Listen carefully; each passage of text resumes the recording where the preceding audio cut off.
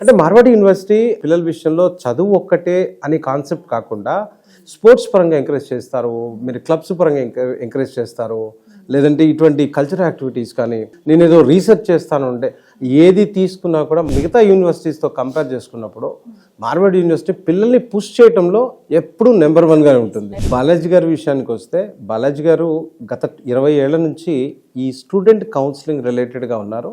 Guntur district అనేది యాక్చువల్గా మన ఏపీ తెలంగాణలో పెద్ద డిస్ట్రిక్ట్స్లో ఒకటి.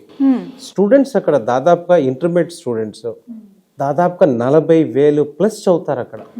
అక్కడ ఒక్క ఆఫీస్ అయితే కాదు అని చెప్పేసి రెండో ఆఫీస్ ని ఆయనకి బాధ్యత ఇవ్వడం జరిగింది. సో ఈసారి బాలాజీ గారు ఆ తాడేపల్లి బ్రాంచ్, ఇది మనకి హైవేకి చాలా దగ్గరగా ఉంటుంది బ్రాంచ్ అనేది. గుంటూరు పిల్లలు ఎవరైతే ఉన్నారో వారి లొకేషన్ బట్టి ఏది దగ్గర అనుకుంటే ఆ లొకేషన్కి ఇంతకు ముందున్న ఆఫీస్కి వెళ్ళొచ్చు, లేదా ఈ తాడేపల్లి ఆఫీస్కి వెళ్ళొచ్చు. సో అక్కడ మీకు సరైన గైడెన్స్ ఇవ్వడం జరుగుతుంది.